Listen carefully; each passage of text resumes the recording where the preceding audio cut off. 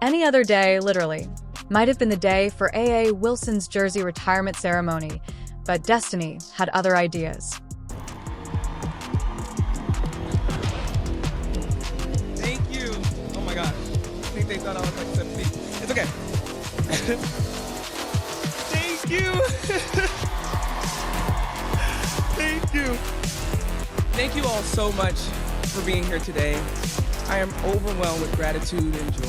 Because, as unfortunate as it is, her big moment coincided with Caitlin Clark's, and to add even more poetic flair, their jersey numbers 22 coincided with Wilson's unintended marketing catastrophe. Caitlin Clark became the center of attention rather than merely stealing it. He's a 6-foot guard from West Des Moines, Iowa, the reigning WNBA Rookie of the Year and the greatest of all time, number 22, Caitlin Clark!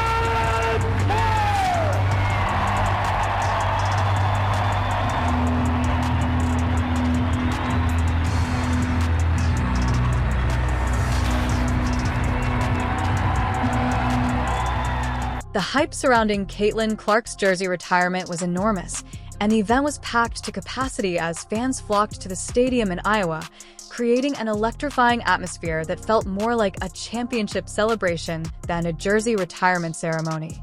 Remember, Caitlin Clark is the fourth most marketable athlete in the world. Clark's name was prominent. Every major network covered sports media. Each basketball expert offered a unique perspective. It wasn't merely a formality. Rather, it was a moment in sports history, and Indiana Fever's social media was exploding with conversation, and their merchandise was flying off the shelves faster than they could stock it.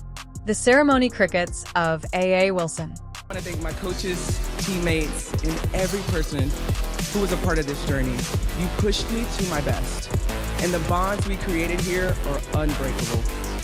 I cherish every moment and every memory we made together. To the incredible fans. South Carolina made every effort to make it a huge event, but the contrast with Caitlin Clark's event was brutal. They couldn't even give away enough tickets to fill the seats, and even with free admission, the attendance was dreadfully low. When they attempted to sell ticket teats at a modest $16 per seat, those seats remained empty. It wasn't just the low attendance.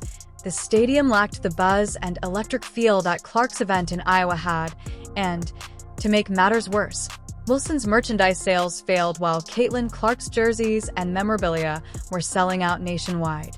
Wilson's merchandise accumulated dust on shelves. This is what truly distinguishes AEW.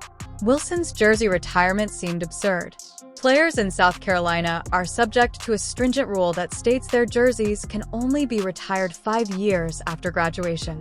Do the math. Wilson graduated in 2018. Since it's been 7 years, there's no reason to wait another 2 years. South Carolina sought to profit from the Caitlin Clark phenomenon. Right now, Caitlin Clark is a one-woman wrecking ball in women's basketball. Wherever she goes, ticket sales soar and viewership reach all-time highs. Products are flying off the shelves. South Carolina decided to capitalize on the situation while it was still possible because they wanted attention, wanted to ride the Caitlin Clark wave, and wanted to give Wilson some much-needed attention. However, it backfired spectacularly. Rather than sharing the moment with Clark, Wilson was overshadowed, her brand was buried in the headlines, and her jersey retirement was treated as an afterthought rather than a special occasion. In addition to being a personal milestone, Caitlin Clark's jersey retirement served as a symbol of the new era in women's basketball. This same spirit permeated the Indiana Fever's offseason, when significant roster changes and trades made it clear that the team isn't just here to rebuild. They're here to win, and in doing so, they're making some difficult but necessary choices. If the Fever required anything during the previous season, it was physical abuse and toughness. The saddest part was that her own teammates did nothing to shield her from the horrible cheap shots, flagrant fouls, and blatant targeting that Caitlin Clark displayed on the floor. When things got heated, Nalissa Smith had the opportunity to defend the team's most valuable asset, the player who brings in millions of dollars and attention, but instead she was nowhere to be found. Even worse, She made a regrettable post with Jonai Carrington, the player who was spearheading the effort to make fun of and target Clark on the court. This wasn't just a bad look, it was a betrayal. When Indiana protected NaLyssa Smith in the expansion draft, some people assumed it meant she was part of their future plans, but they were only preserving her trade value, and now she's gone. While Indiana acquires the one item they badly required an enforcer to enter, Smith has been sent to Dallas. Cunningham. Sophie not only is Cunningham a skilled shot, but she is also a dog who plays with a competitive edge and is physically strong. Most importantly, she is here to defend. The Sophie Cunningham trade isn't happening in a vacuum. It's part of a larger plan that reveals how naive Sheryl Swoopes was when she attempted to spread false rumors about the Fever being a team that players don't want to join because Indiana is currently the destination. Caitlin Clark watched what happened last season, and they're making sure it doesn't happen again with Cunningham in the lineup. The next time an opposing player tries to rough up Clark, they'll have to answer for it. Caitlin Clark will be setting Natasha Howard up for easy buckets, and she is prepared to feast in an offensive attack. She is coming to ensure that the WNBA legend is included in the mix, having witnessed the layups that the Fever players missed during the previous season. Sydney Carlson is another strong veteran presence that brings even more grit to a team that is rapidly developing into a legitimate championship threat. So let's be honest, Indiana. She isn't here for a rebuilding project. She's here to win occasionally. The Fever improved, created a team prepared to compete at the top level, and most significantly, created a team where Caitlin Clark not only survives but flourishes in the WNBA. They did not lose NaLyssa Smith. When Sheryl Swoopes, a WNBA legend in her own right, said that players weren't interested in joining the Indiana Fever, she gave the impression that the team was in disarray, that there were problems in the locker room, and that Caitlin Clark wasn't the type of teammate that free agents would want to play with. However, that story has since fallen apart. I still don't think she's dominating, but she's a different player than she was in the first half of the season. Bro, there's no way.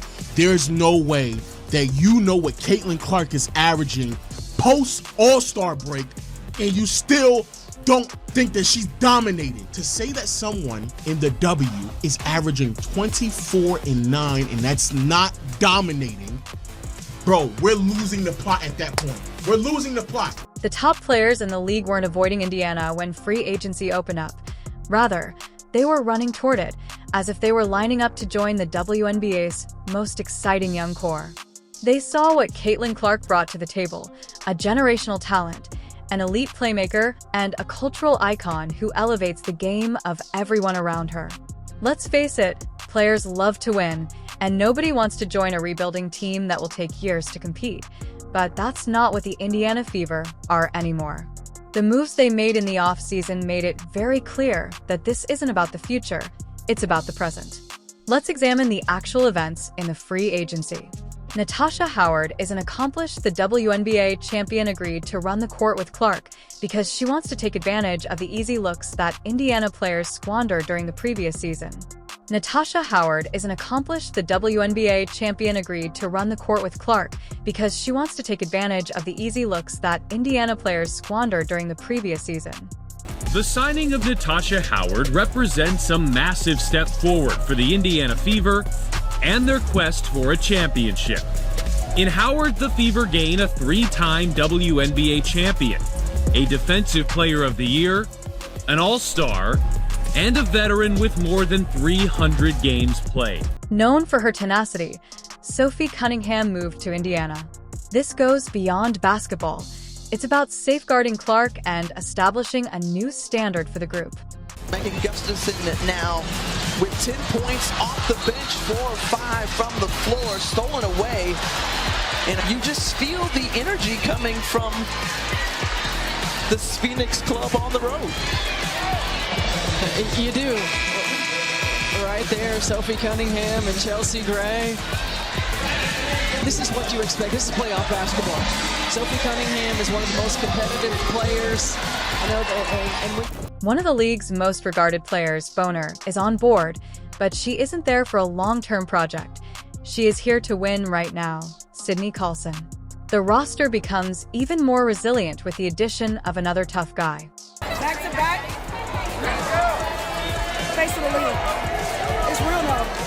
might just be real. Back to back.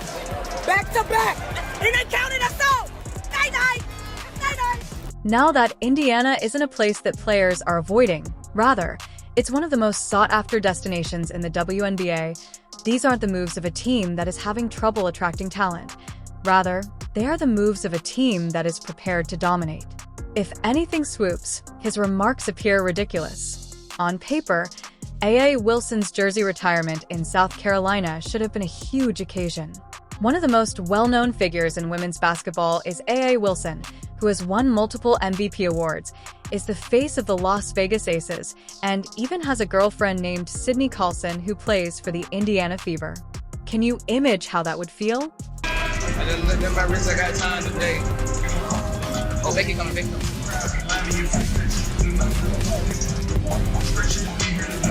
Right.